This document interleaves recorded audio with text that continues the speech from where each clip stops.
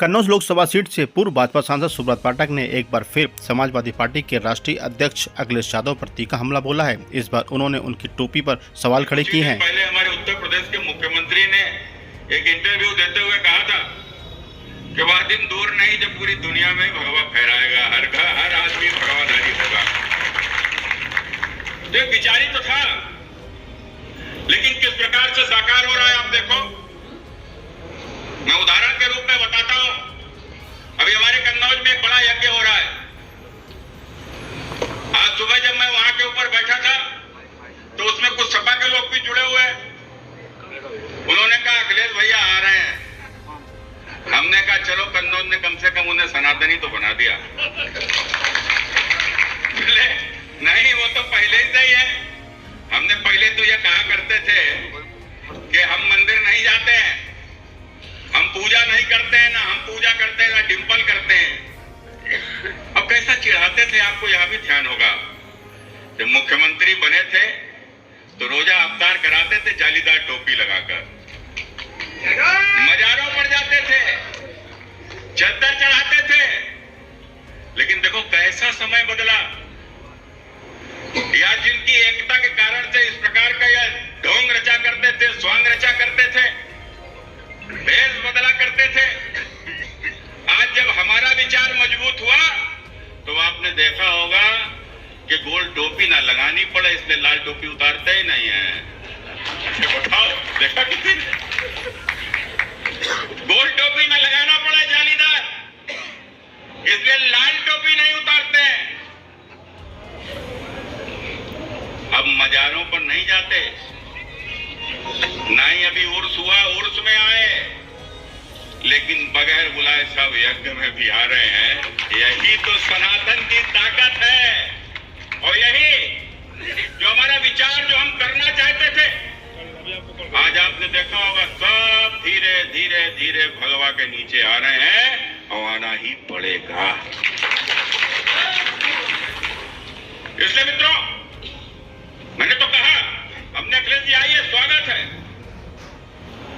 हर व्यक्ति अपनी जड़ों की ओर लौटता है, आपको भी लौटना पड़ेगा। आप लौट ही रहे हो, जड़ आपकी यहीं के ऊपर है, जड़ आपकी कोई सऊदिया में थोड़े ना गड़ी है, पड़ेगा। इसलिए मित्रों, मैंने तो कहा, हमने अखिलेश जी आइए, स्वागत है। हर व्यक्ति अपनी जड़ों की ओर लौटता है, आपको भी लौटना पड़ेगा। आप लौट ही रहे हो, जड़ आपकी यहीं के ऊपर है, जड़ आपकी कोई सऊदिया में थोड़े ना गड़ी है, आप तो यहीं हुए हो। वो बात अलग है कि आपने वोट बैंक की राजनीति के कारण से जो कुछ कुकर्म किए, तो वो तो सब धीरे धीरे धीरे आपको याद आएंगे ही, आप इस ओर आओगे। लेकिन अखिलेश जी, आप कन्नौज आओगे इस यज्ञ में, पीडीए आपको ढूंढने से भी नहीं मिलेगा। इस यज्ञ में पीडीए कहाँ है?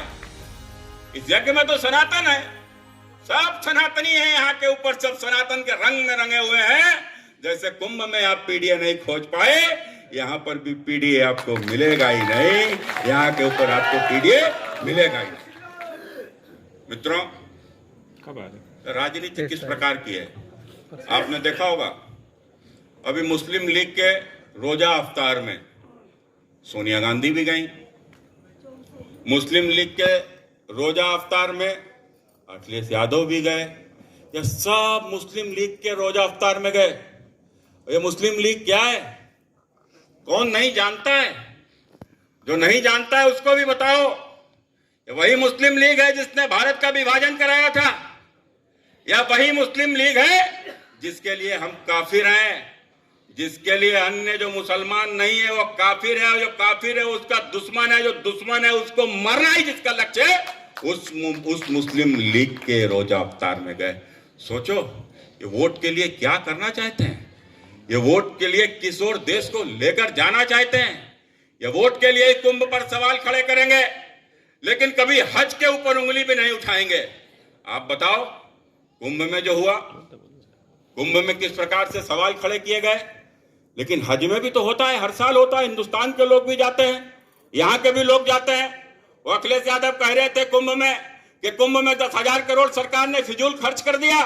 अरे अखिलेश यादव, तुम बोलते हो कि कुंभ में खर्च कर दिया, तो तुम एक बार यहां क्यों नहीं कहते कि तुमने हज हाउस क्यों 100 करोड़ का बनवा दिया? वो क्या तुम्हारे पिताजी लेकर गए थे?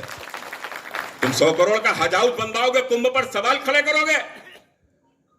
तुम हज पर जाने वाले लोगों को सब्सिडी देवोगे, वो आके ऊपर हज जाएंगे, तो क्या हज हमारे हिंदुस्तान में होता है? लेकिन उसके बावजूद भी हिंदुस्तान का पैसा लगाओगे।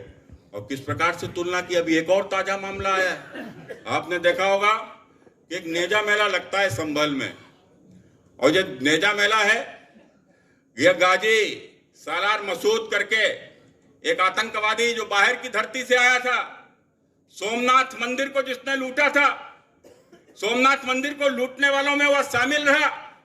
और जो पहुंचते पहुंचते पूर्वांचल जब पहुंचा, तो राजा सोहेलदेव ने जिसकी वध किया, जिसको राजा सोहेलदेव ने मार दिया, ऐसे आतंकी की याद में नेजा मेला लगता है। आजादी के पहले तो समझ में आता था, लेकिन आजादी के बाद भी जारी रहा। इस देश के सेकुलर लोग जो हमारे आपके बीच से निकल कर आते हैं, कोई धर्म संप्रदाय उनका हमारा ही जैसा है, लेकिन उसके बावजूद भी किस प्रकार से उन्होंने इस प्रकार से नेजा मेला वहां के ऊपर लगवाया। आखिर क्या कारण था?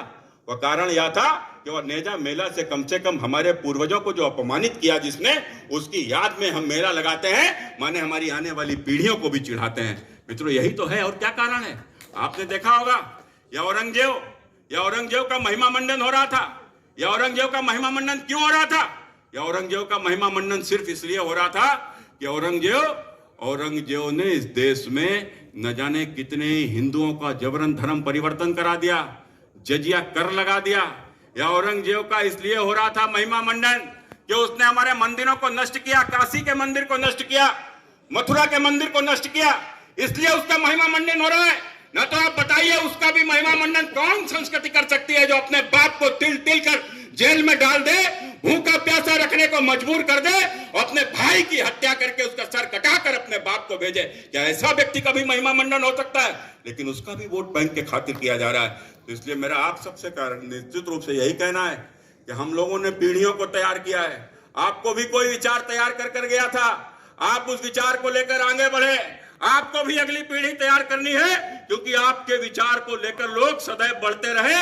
और जो हमारे मोदी जी का सपना है, कि जो हमारे योगी जी का सपना है कि भगवा पूरी दुनिया में शान से लहराएगा, भगवा फहराएगा, हर घर भगवा अपनाएगा। इसी के साथ अपनी बात समाप्त करता हूं।